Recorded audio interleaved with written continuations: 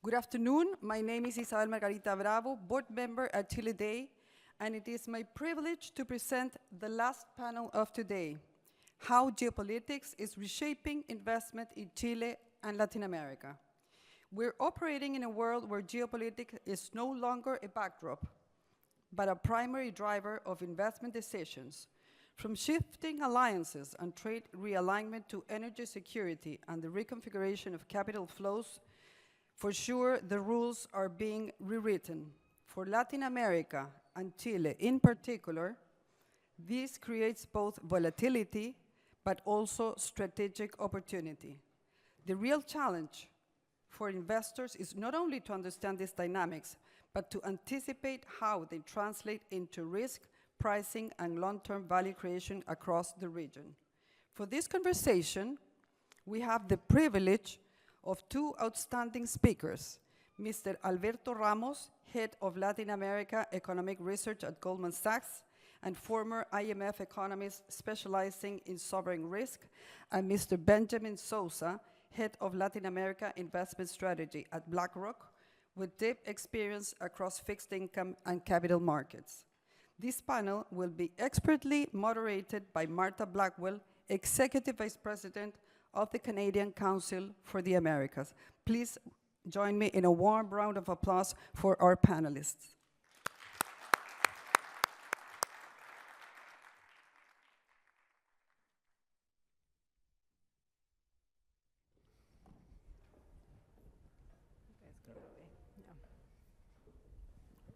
Sure. Yeah, that's perfect, I think. There we go. Hi, everybody. Thank you so much, Isabel. Thanks, everybody, for being here with us. I know that we are the final panel of the day, so greatly appreciate you sticking with us here. It is a really good pleasure. It's a big pleasure for me to serve as moderator for this panel. And we're really meeting at a moment when the global landscape is really being reshaped in very direct ways. I think that's pretty safe to say. And I'll just start off by a few comments. At Davos earlier this year, Prime Minister Mark Carney described this moment as a rupture in the world order, one in which great power, rivalry, and economic coercion are forcing countries to think much more deliberately about resilience, autonomy, and trusted partnerships. I also think his message was also about the need to work together and form alliances and find cooperative partners. That point also feels especially relevant as the US and China prepare for high-level talks later this week. I'd like to argue that Latin America and Chile in particular sit at the center of many of these issues. So with the purpose of this conversation is to ask how Latin America is being viewed and how geopolitics is reshaping the ways in which investors are looking at the region and Chile particularly. So with that, I'd like to start by asking Alberto if we could sort of set us up. What is the current geopolitical placement of Latin America and of Chile? Thank you, Martha. I'm glad we start with an easy question. 100%. I'm not a political analyst. I'm much less a psychologist to psychoanalyze like individual country policies. There's a lot going on, some new, some not so new. There is the geostrategic rivalry or competition between the US and China, which I believe is going to be with us for the long haul for several decades. We're evolving from cooperative to a non-cooperative game. It's increasingly seen more in adversarial terms and in terms of national security rather than in terms of partnership or just pure healthy competition, right? And that, is in terms of macro developments, leading to themes like nearshoring, friendly shoring, that got an extra impulse during the pandemic when supply chains were disrupted and many countries came to realize that they were actually highly dependent on a single source of supply for certain goods, and that in itself was not a good thing. It would be better to diversify a little bit, not necessarily because the supplier could weaponize trade against you, but as well, right? But it could be that very long, complex supply chains are prone to disruptions, and my favorite analogy is that if you go on a road trip for 3 weeks, bad things are going to happen. You have a flat tire or something's going to happen. The car breaks down. So it's better to have the logistics close to you. Some of these things are really not new. Before the pandemic and before this acceleration of the geostrategic competition between the US and China, there were things like 3D printing, just in time, which like speak a little bit again to the nearshoring, friendly shoring themes, and this is kind of an exacerbated version of that. We also have a war in Europe, we have a war in the Middle East. The war in the Middle East is far from settled. In terms of our own macro analysis of the event, this has so far been mostly an inflationary shock, less so in terms of a growth shock, but if things prolong, intensify, deepen, could well morph into a more significant growth shock. That's not, what we have, and that's good. And then there is the issue of AI. I mean, the rivalry between the US and China is about economic dominance, technological supremacy, and also national security or economic resilience. AI is disrupting all the things at once. It's a very, very big promise. Our estimates is that AI could increase productivity by about 15 percentage points over a decade. That's a lot. In terms of the capital revenue that could unlock, of course, the estimates are not particularly precise because they depend on a number of factors, but they could range between $5 to $19 trillion. So that's a lot of value that can be unlocked by the investment cycle we are having. But it depends a little bit on the discount rate, the degree of adoption, and the assumptions on productivity growth. So it's a complex calculation, but there is a lot of hope invested in that notion without having the certainty exactly how these things disseminate and propagate. There is going to be the winners and the losers. I think the winners are clear. Society will be a winner. We will be winners. It's not the same as saying that the firms that are investing now will be the winners. They will be the ones collecting the dividend, reaping the dividend of such a large disruptive innovation. It could well be that there are firms that we don't know about it right now that would make just small investments and reap a fair amount of the benefit, not necessarily the firms that are investing now. But that's a broader theme. So those are the things that are going on in the global economy. Geostrategic rivalry between the US and China, two wars, Middle East and Europe, and AI and how this reshapes thinking. And your original remarks from Mark Carney, I think, are very revealing, and how countries think about that from a macro standpoint, from a diplomatic standpoint, and from a national security standpoint. Thank you. Very Ben, well. can I invite you?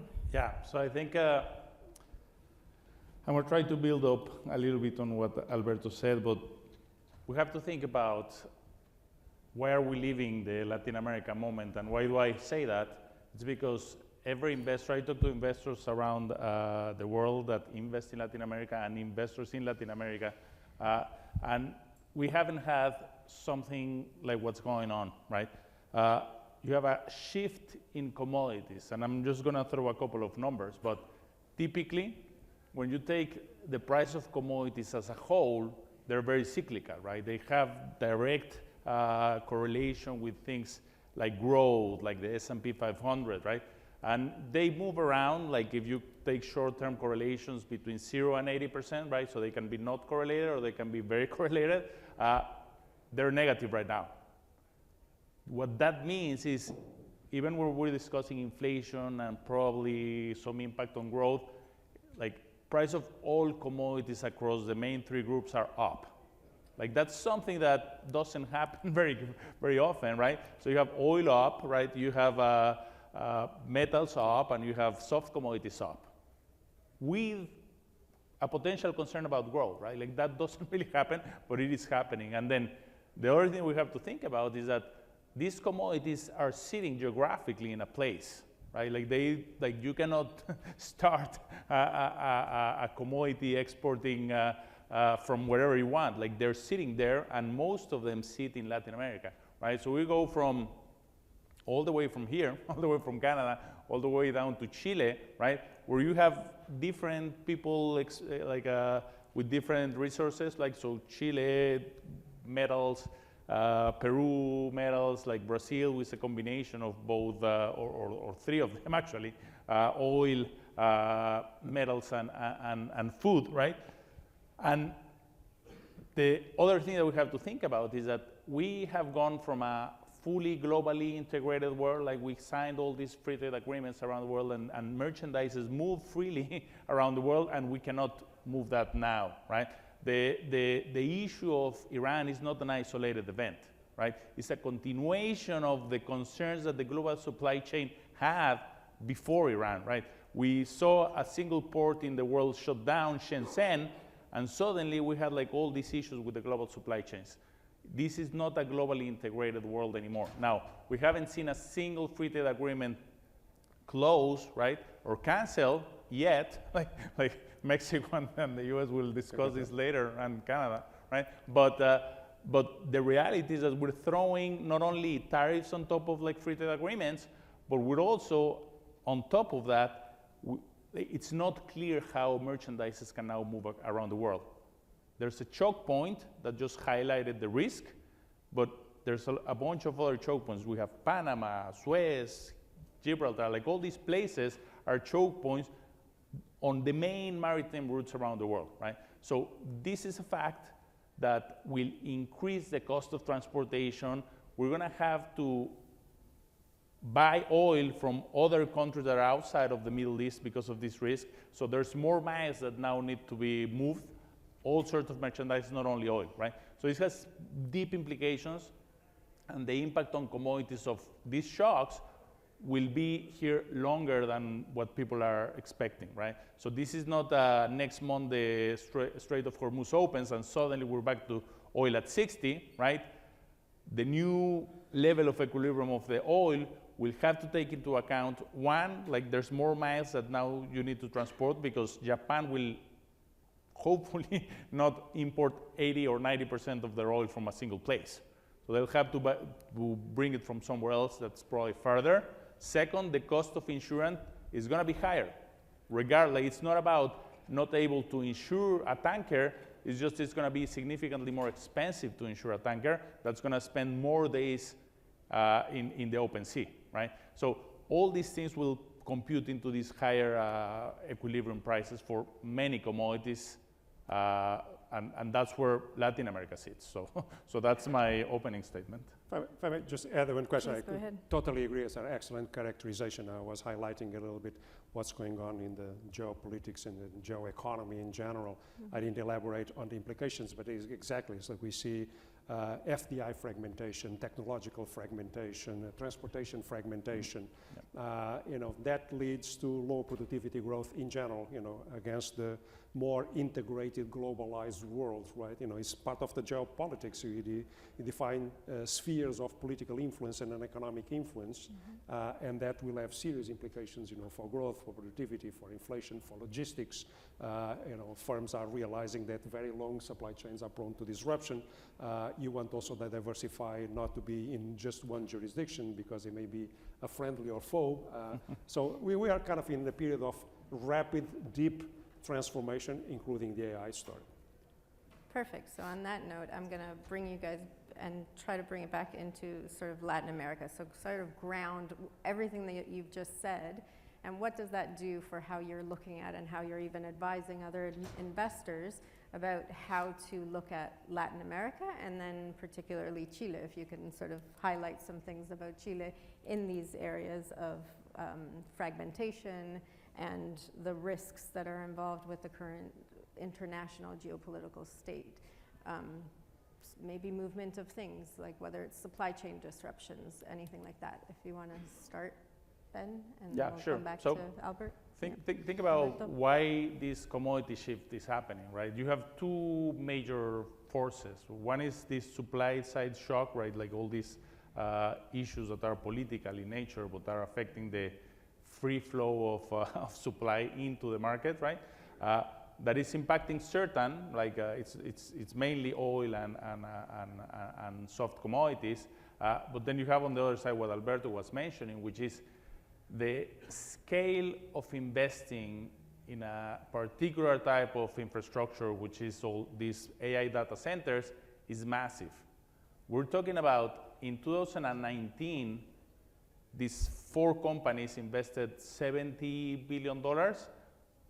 This year they will invest something close to $725 billion, right? So it's not only large, but it's growing. It's basically doubling year after year after year. It just comes from $380 billion last year, so it's doubling every year, right? And it's massive in scale. Now, this doesn't mean that there's going to be $725 billion of purchases of GPU from NVIDIA. They start from scratch. They're paying engineers to draw the plans. They're paying construction companies, right, to do the work. They're buying basic materials. That's where Chile and all these producers of certain commodities, lithium, uranium, like these things that are needed, fit in, right? So think about, we still, like technology is evolving and we're now transmitting electricity wirelessly, but you cannot do it at scale. So for now, the only way that we can do it without any real competitor is copper, right? Like that's where Chile sits in particular, Peru, Mexico in a way, right? So that's needed. Like, doesn't mean that $725 billion are going to be spent in copper, but a portion of that, and a portion that is growing year after year after year. And we shouldn't be surprised when in a year or two, there's going to be $1 trillion spent, right, for these things. The processing capacity is fully utilized right now. Every single megawatt of additional capacity that is put out there will be used, right? Our chairman of BlackRock was talking about futures of processing capacity, because there's basically this need of like hedging this this commodity today, right? So you're going to have to use not only copper, but there's a bunch of other things that are produced in Europe. So silica and quartz and lithium, like all these things. You have triple redundancy, right? You connect to the grid, you have a generator, you have a battery, right? So you have triple redundancy. You're going to have a lot of batteries that are required in the future. Like fiber optic, like all these things that are required before we even get to the actual components, to the actual semiconductors and chips, etc. So that's kind of where Chile sits, right? You're going to have the price of industrial metals and all these basic minerals that are required for this build out, pushing prices continuously, because the scale of this spend or this investment is massive and it continues growing at a very fast pace. Just agreeing with everything that Ben mentioned, focusing a little bit, kind of going from the high level, 10,000 feet, to more like focusing on Latin America and Chile. There's a high degree of enthusiasm about what the global economy and the global winds can do for Latin America. Sometimes I say that an optimist is a misinformed pessimist, that if you know the reality well and all the facts, it's hard to be particularly optimist. But this time around, the optimist comes from very well-informed prior pessimists, which therefore we should actually listen to them. What is the thesis?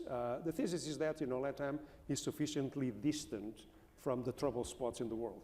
Again, I mentioned war in Europe or war in the Middle East. We are not neighbors or even remotely interested in what's going on there. Like, we are not taking a side in that dispute. So in general terms, we live under relatively economic, peaceful times. Then there is a significant terms of trade shock. As Ben mentioned, LATAM has very significant endowments and deposits of all the major commodities. Could be soft commodities, could be food, bulk commodities, iron ore, industrial metals, precious metals, gold, great hedge against inflation, great hedge against geostrategic risk, and oil and clean energy, right? So there is, an advantage. It's not new, right? Those deposits have been there for many decades. It's just the value of the opportunity, the economic value of the opportunity was leveraged by what's going on globally. Now, a word of question. Just because the opportunity is there does not mean that great things are out there waiting for us if we don't work hard for them. And what's happening in Chile, I think it's very refreshing in understanding how do you unlock that value, right? There was another commodity super cycle, at the beginning of the 20s, and what happened? Not much in terms of average growth in the region. We let the opportunity fly by. I hope that this time around it's different. and that the authorities understand that that you need to work hard to give the necessary comfort to attract capital, like institutions, regulatory framework, a government that runs its business efficiently, a tax burden that is not excessive. So all this, again, nothing of what I'm saying is new. It's new.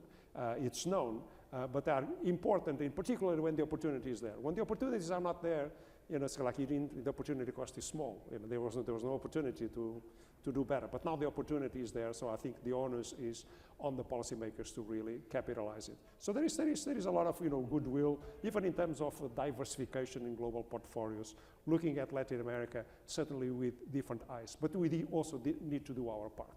When I mean we mean the policymakers in the region, to make sure that capital has the comfort to deploy with a long-term horizon, because I think that opportunity may last for a while, and I also agree, and I'm going to end up with this, and that is even if the strait reopens tomorrow, the narrative behind this will last for several more years.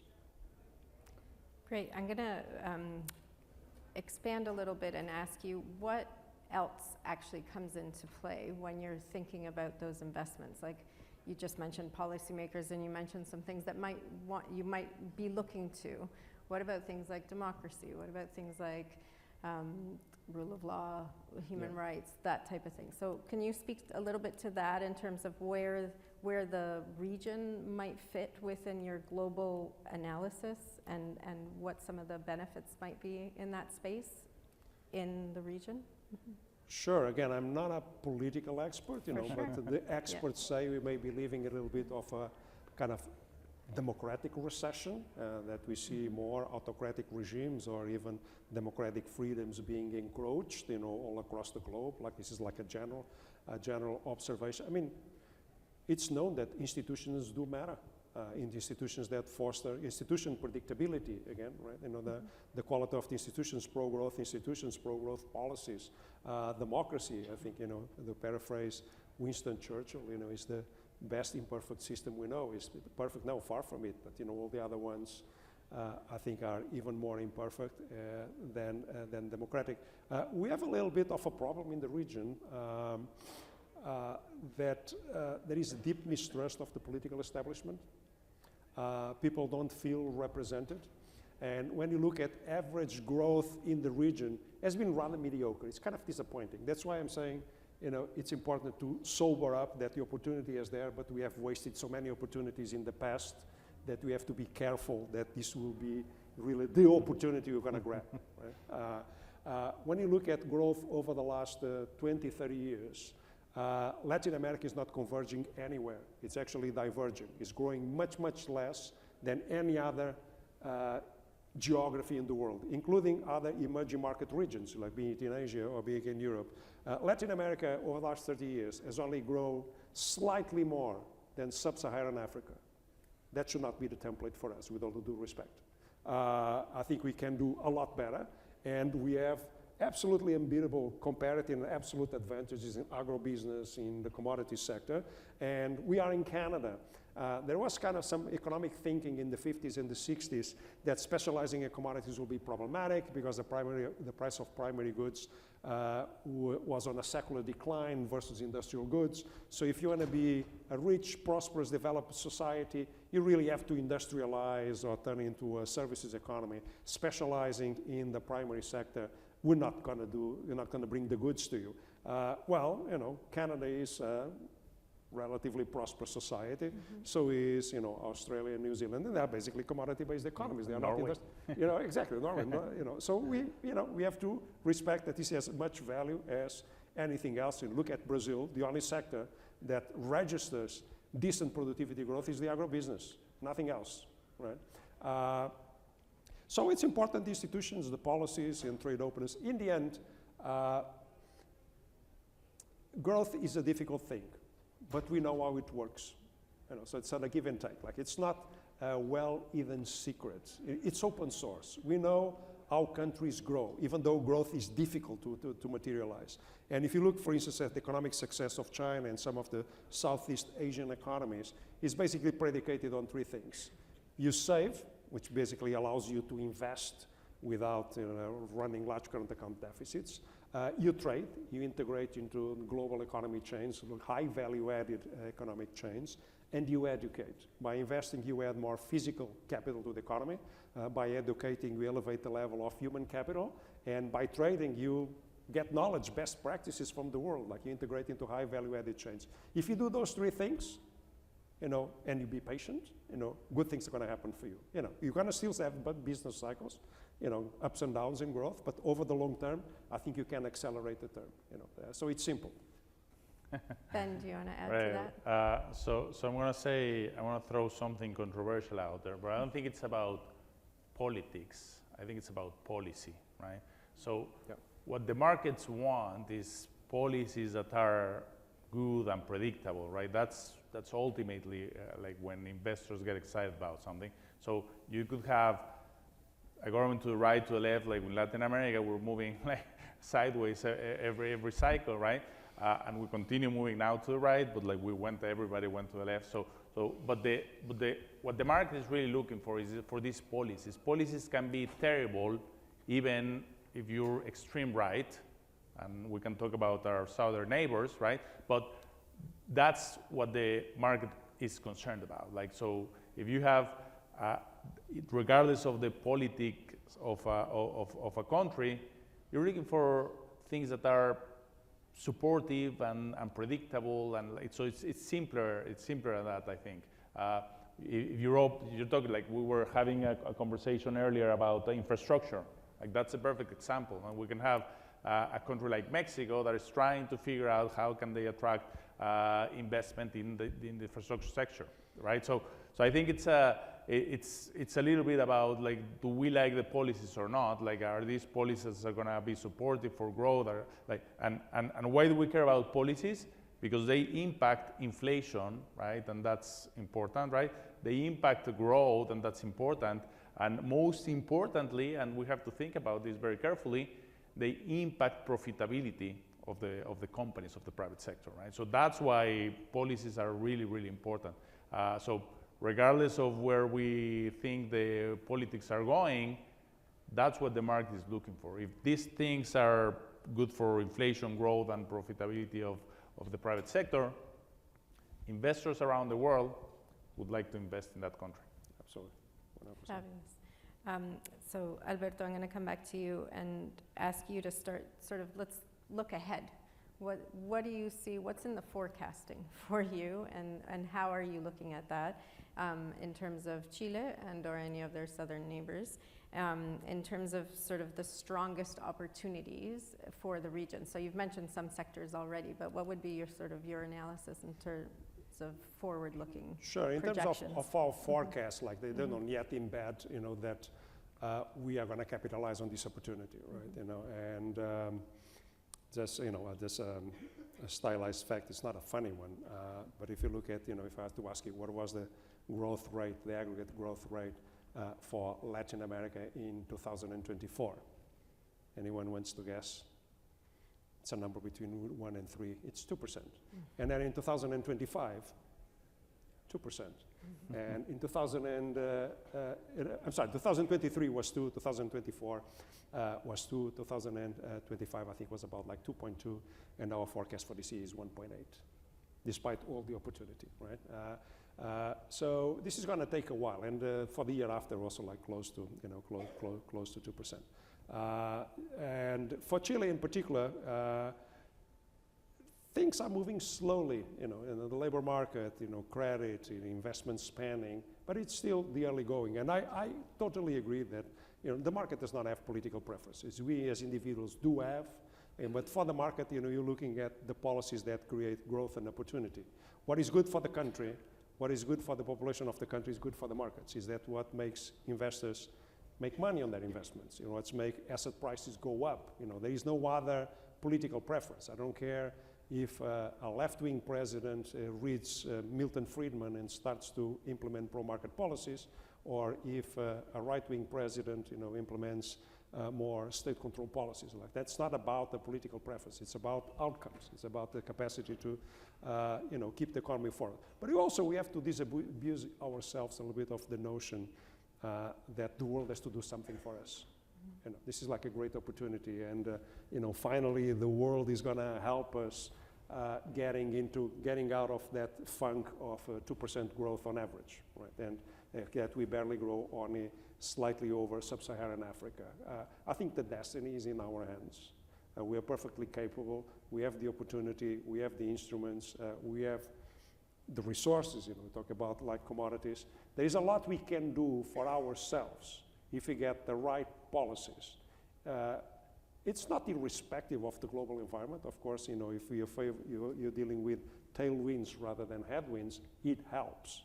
But I think, you know, there's still a lot more we can do inside our economies, you know, and in Chile and many others, you know, to improve the conditions and to leverage what is this global opportunity. So for us, 2026, 2027 is still kind of in the same path of relatively modest growth. Of course, talking about LATAM, you know, this is kind of an overarching aggregate view. There is a lot of interesting stories, you know, there's a lot of heterogeneity in that, right? You know, we have, you know, Mexico facing, you know, really a difficult growth climb, a lot of uncertainty about the future of the USMCA.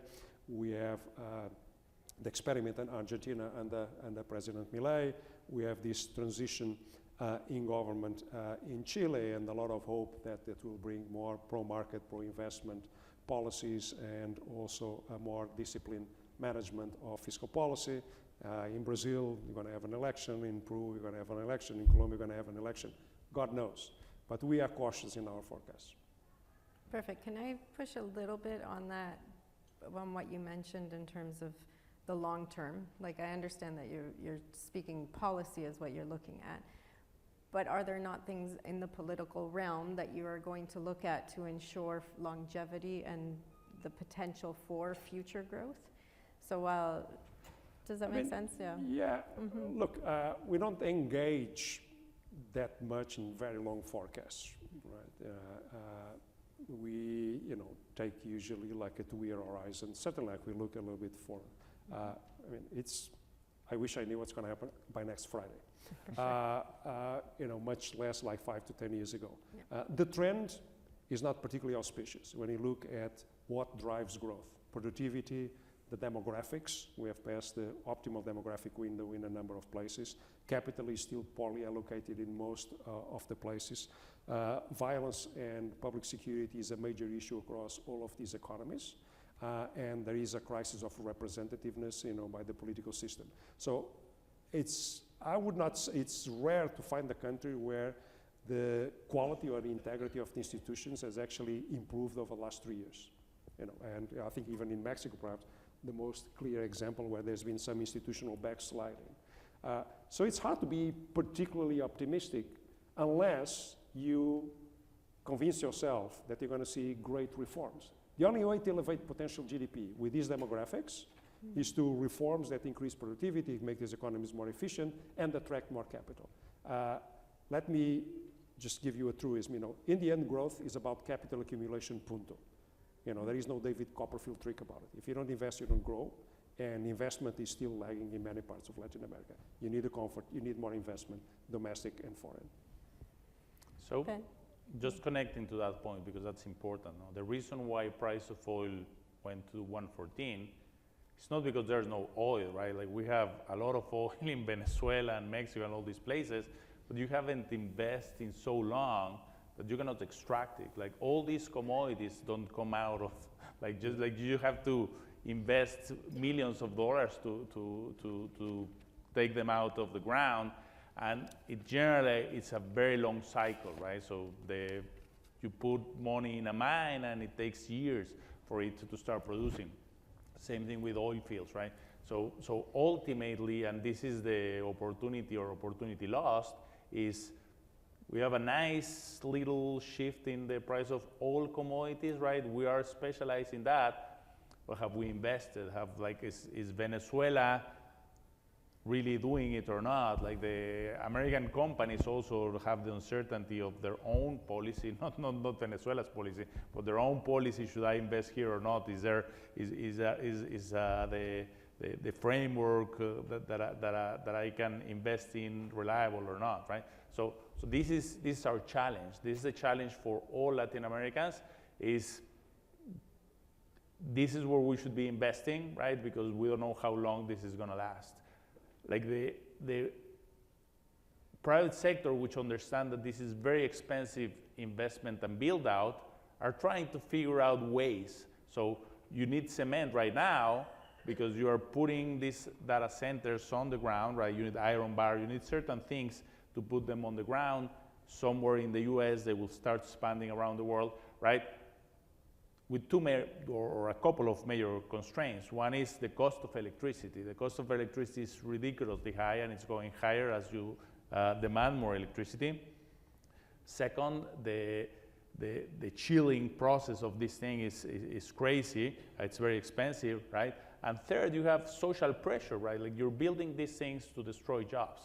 You're building these things to replace jobs, right? So there's going to be a lot of pressure to start, like, continue this scale of $1 trillion every year, right? And they're thinking about sending them to space, right? So they're going to still need some of those components, but the basic materials might be different. There's going to be a lot more steel over there, a lot more aluminum over there than when you put it on the ground, right? The idea of the demand for copper that will always transmit electricity, again, like they're working on technology that will change that will be able to transmit electricity wirelessly. Like copper connects not only the power, but it connects the chips between the different components between themselves, right? They're using optic fiber now to connect that because there's less loss of data and power, right? So it will continue changing, right? Because again, when something is very expensive, the private sector will try to find how to replace it. If there's a technological change or a material change, that will happen. So we have to be aware of that, right? Like this is a market that will not last forever, even if we have more AI than ever in the next few years. Like some of the demand of certain things will or might change. Perfect. Did you have a comment back to that? No. Second. Did you have a comment back to that? No. Okay, great. So on that note, then I'm going to switch to sort of what are the things that you think would help specifically Chile in this instance fully capitalize on these areas that you're speaking to? I mean, they have the resources, they have the goods, so to speak. And here in Canada, like we say, you know, Canada has what the world needs. I think Chile is in a similar position. What would you think, or what would you suggest, what would help Latin America and Chile capitalize on this and get the investments that they require to lead to that growth that you speak of? Can we start with you, Alberto, or Ben? Go ahead. Yeah, so I think, again, we've been talking a little bit about this, but let's think about, like, take a step back and think about this. The value of certain things in different areas of the world is more today than it was 80 days ago, right? So the idea of, like, the not free transit of merchandise around the world means that every single buyer of all these places are looking at all around the world. And they don't mind if it's from South Africa or Australia or Chile, right? Like you're competing. So I think the idea of connecting to the world, right? Like the idea of, like, these forums where you present, you have the secretary and then the undersecretary trying to say why they're, like, the better provider, why are the better partner, why are policies better. Like it's important because right now we're in this race for finding different partners. No, as I was looking at the example of Japan earlier, right? Japan, when there was free movement of and free transit, no, in all these routes, you brought it from the closest place. Now, in the future, it's not about reopening the Strait of Hormuz and you're back to 90% of your oil coming from a single place. you don't have to bring it from different places, right? So right now you're basically looking and figuring out what's the most reliable place and what's the most institutionalized framework that I can sign contracts with, right? So this is part of the competition. Like you can produce certain things, but there's other like you don't have the exclusivity of producing this, right? You're competing with other places in the region, and you're competing with other regions as well. What can Chile do? I think the question is very interesting, perhaps the answer less interesting. And in the sense that we keep on thinking, what can Chile do? It's like, what can the government do for you? And I was struck, I was like hearing the minister of Finance a couple of hours ago. Someone asked him, what is the plan for the energy sector? What is the plan for the energy sector? Because energy competitiveness is what gives us an edge to compete in the global arena. We have to have like a well thought out plan. And the minister said something like I repeat in somewhat different terms, but I never heard a politician or a policymaker actually say it in that. The plan is freedom. That's the plan. There's no plan. We don't need a plan. We're not a planned economy, right? Plans don't work well. Even in the private sector, very long plans. And if you do the basic, it's actually quite simple. Again, it's open source. Invest, educate, don't overregulate, don't overtax, integrate into the global economy. Facilitate private sector prosperity, right? Facilitate these things. And then, all these individuals here know infinitely better than any bureaucrat where to invest, when to invest, how much capital to commit, how to manage their investment. Much, much better than any, no matter how smart the policymakers are, and I'm sure they are all very, very smart, the collective wisdom of the people that are on the ground sniffing the opportunity is much, much higher. So don't overthink the problem. If you keep the conditions for economic life to prosper, economic life will prosper. This is not advocating for an unregulated, that there is no role for the government. Far from it, or that's not what I am trying to say. But don't sweat too much thinking about what should Chile do. Make sure that you have constitutions and predictability, and you have good policies. Again, it's not necessarily good politics, but good policies that predictably gives comfort, that attracts capital. And then the allocators of capital in the private sector, they know well where the capital should go, or should manage, how should they size their investment. So I'm very hopeful that if you create the conditions, growth and prosperity comes endogenously. So what should Chile do? Just do the basics. Great. So the basics. I'm going to sort of pull it back a little bit to the geopolitical reality we live in right now, because we're sitting in Canada, and the basics are that we're being tariffed up and down. The basics are, and the integration into that global system is being a little bit torn down and torn apart a little bit right now. So I'm just going to ask you and invite you to sort of maybe explore a little bit what the relationships, or what should Chile or countries like Canada be seeking in terms of those types of relationships, and in staying in the current geopolitical situation that we're in for the investment's sake, right? So I'm going to bring up the Canadian, Canada-Chile trade agreements. What can facilitate that to strengthen it? And again, I think this might go back into the political because of the strength of institutions, but also the strength of the partnership and the strength of the bilateral respect that should underlie some of these relationships, should it not? If you think about that in terms of investment and strength of So think about this, uncertainty, there will always be uncertainty, right? We have to deal with this, that's our job, that's kind of what we have to analyze every day, right? But let's draw a parallel between the free flow of trade and the free flow of investments. Like when we're talking about capital-intensive industries, which like this is what we've been discussing, you want capital, right? And you have to think about that Latin America only has one country that has a fully deliverable currency, right? Asia has a lot more. Africa has one, so we're on par with Africa, right?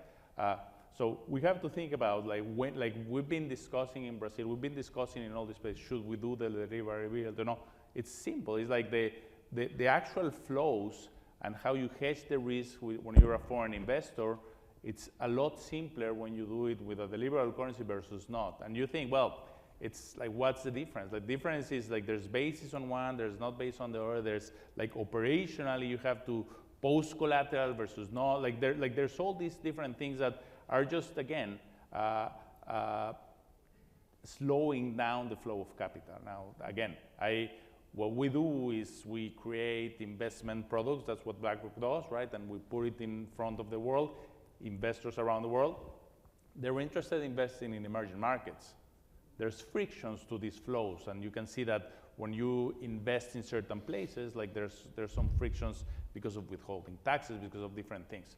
One of them is that the ability to hedge or not hedge easily or not. So these are things that might not be directly impacting how much copper is extracted from the earth, but they are a complement to attract capital, right?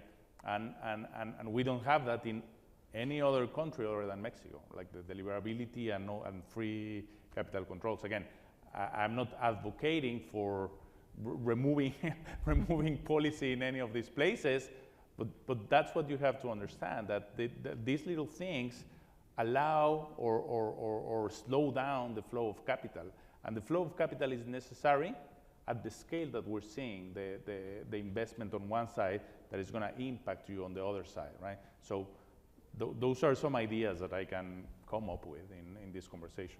I appreciate that. There's a lot of research, documenting a little bit, all these inefficiencies, financial frictions, credit market frictions, frictions in the misallocation of capital, that the bang for your buck for the dollar invested. I'm not talking just like financial investment, buying financial assets, but investing in the real economy.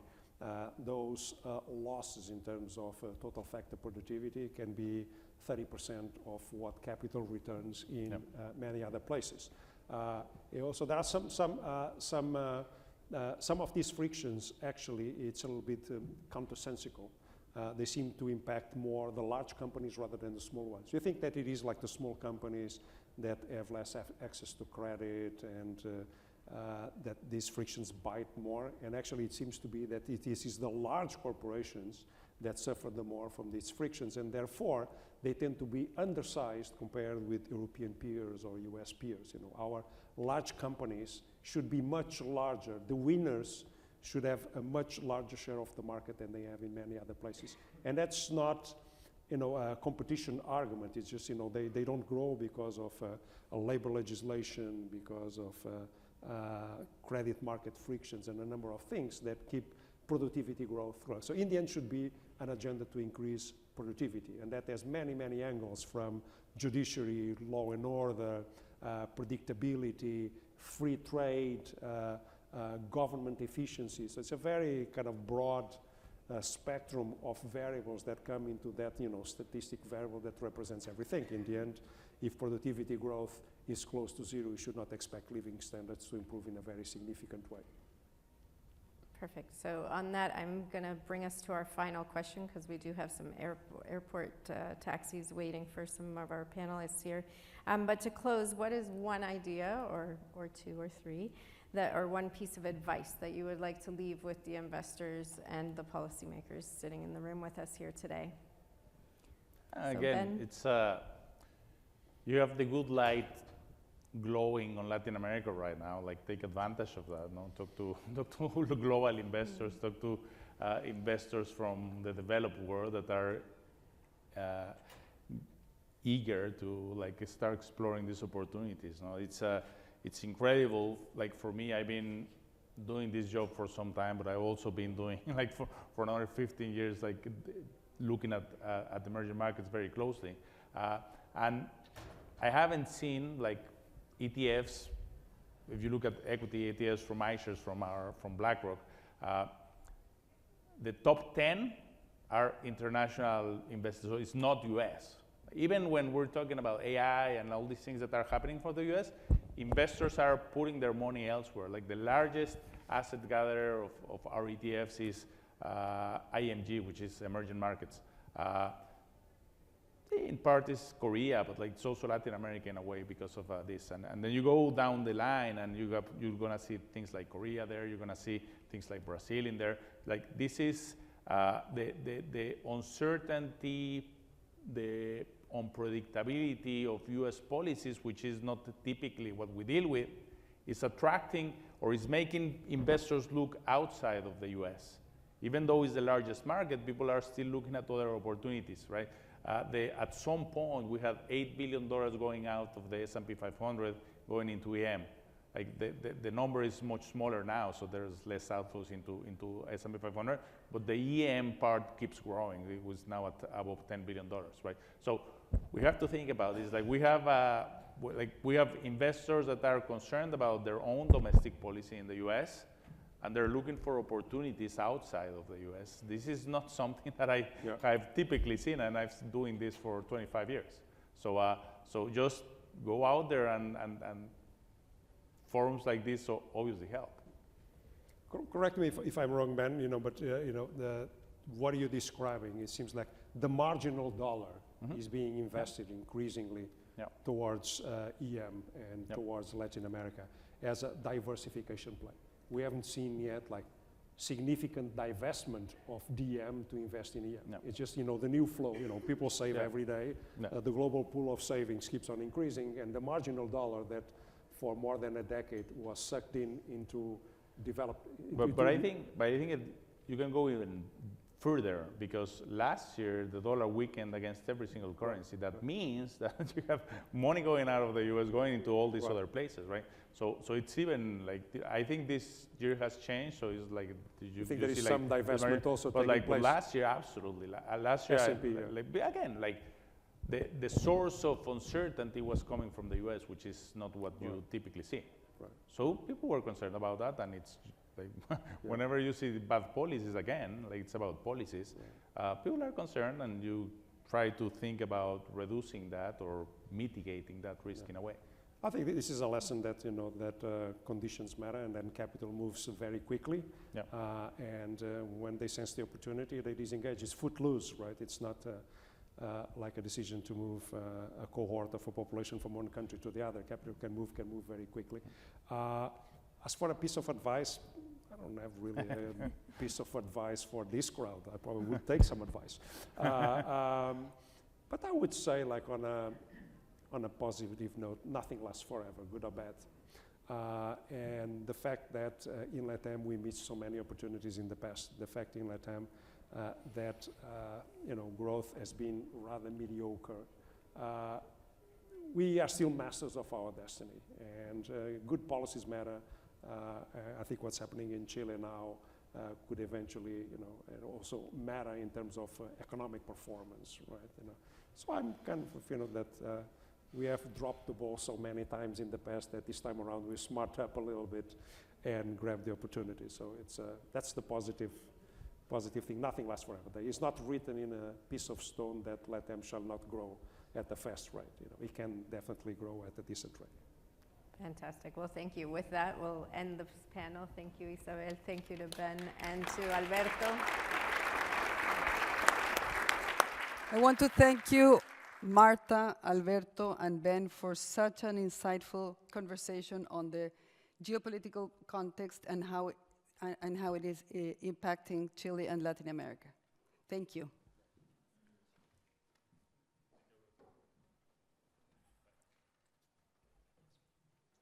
Okay, and with this, was the. Thank you. Bye. I'm sorry. Well, this was our last panel, and we're closing the plenary sessions for our first day of Chile Day Toronto 2026. It has been a remarkable day. We had the privilege of hearing from members of the Chilean cabinet, Mr. Quiroz, Minister of Finance of Chile, Francisca Toledo, Minister of the Environment, and Álvaro González, Undersecretary of Mining. And we have been engaged in substantive conversations across the issues that matters most for Chile today and for the Chile-Canada relationship. We stand out looking back at today as it is a mature dialogue between Chile and Canada that we have been able to host in this room. There is very few corridors in the Americas where a conversation of this depth can take place in a single morning and afternoon. That is not a coincidence. It is the product of 3 decades of trade, investment, and institutional trust between our 2 countries. On behalf of the entire board of Invest, I would like to express my sincere gratitude to all the participants, speakers, moderators, and organizers who have contributed to the success of this first day. Your insights, your time, and your confidence in this platform are what make Chile Day possible. A very special thank also for our main sponsor, Scotiabank, for their continued support and confidence on Chile Day, and to our strategic partners, the Ministry of Finance of Chile, the Chilean-Canadian Chamber of Commerce, the Embassy of Canada in Chile, and the Embassy of Chile in Canada, whose work behind the scenes has been essential. Before we wrap up, because we're almost closing, I want to extend all of you a warm invitation. Tonight at 6 p.m. to 8 p.m., we will be hosting the Chile Day reception. This is going to be at Queens Harbor, 245 Queensway West on Toronto waterfront. It will be a wonderful opportunity to continue today's conversation in a more informal setting, so we hope to see you all there. And tomorrow, we will reconvene here at the Fairmont Royal York for what will be a particularly meaningful second day. We will dedicate the day to the sectors that sit at the very core of the Chile-Canada relationship, which is mining and energy. And we will also go through topics as taxation and what Chile can learn from Canada's approach to artificial intelligence. So good evening, and we'll see you all at the reception at 6 p.m. Thank you.